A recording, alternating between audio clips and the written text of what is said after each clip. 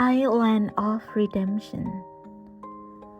Once upon a time, in a distant and forgotten land, there was a tiny island.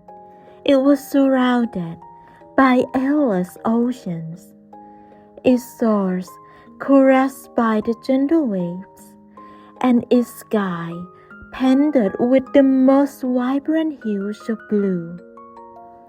The island seemed to be untouched by time, its lush vegetation thriving, and its streams flowing freely.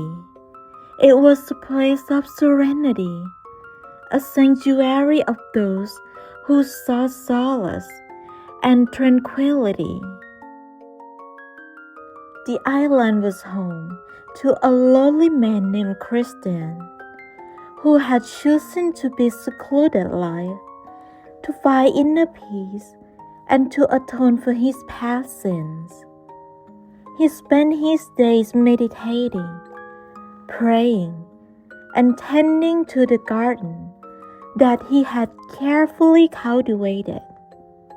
His only companion was a wise old parrot, who had taught him the way of the world and the language of the birds.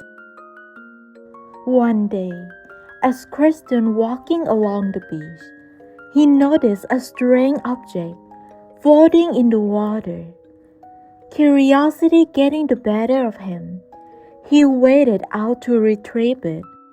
To his surprise, it was a wooden chest, weathered and warm from the elements, its surface edged with intricate designs.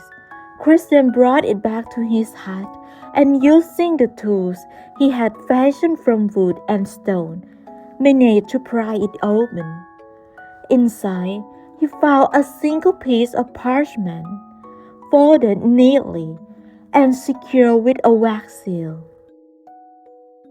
Upon unfolding the parchment, he discovered a letter written in the language he was familiar with. It told the story of a young man who had been cast out of his village because of his unusual appearance and strange way, seeking solitude and acceptance. He had boarded a ship and set sail for distant lands, but fate had other plans. A great storm had struck, and the ship had capsized, leaving him stranded on an uninhabited island. The man had eventually found the strength and built a raft and sailed to safety, but then he had lost everything. The letter ended with a plea for help and promised to repay Christain in any way he could. Christain was deeply moved by the young man's story and felt a connection to him, as if they shared the same struggles and loneliness. He knew that he had to help this person find a new life and a place to belong. With renewed purpose, he set out to find the island where the young man had been stranded. After many days of searching, he finally located it, and with the aid of his trusty parrot, devised a plan to rescue him. Christain fashioned a makeshift raft from driftwood and set sail for the island. As he approached its shore, he could see the young man's hut perched on a hill, overlooking the pristine beach. The man was hard at work, building a new boat, his muscle rippling beneath his sun-kissed skin. When he saw Christain and his parrot approaching, he waved consciously, not sure if they meant him harm. "Do not fear," called Christain. "I come in peace, and I have brought you in." The young man looked skeptical, but he lowered his makeshift weapon and approached his raft. As Christain helped him aboard, he could see the fear and uncertainty in the man's eyes, as if he were still haunted by the ghosts of his past. Christain and the young man spent the next few days getting to know each other. The man introduced himself as James, and Christain shared the story of the letter he had found. James was grateful for Christian's help, and as they talked, they discovered they had much in common.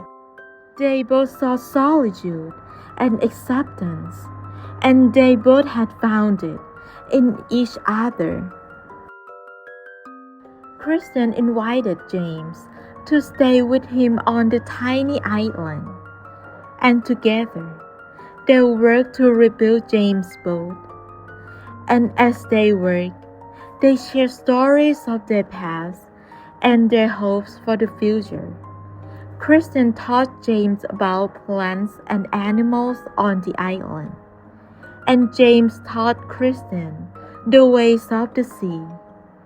They became fast friends, and their bond grew stronger with each passing day. They spent their days exploring the island, fishing in the crystal clear water, and tending to the garden that Christain had cultivated.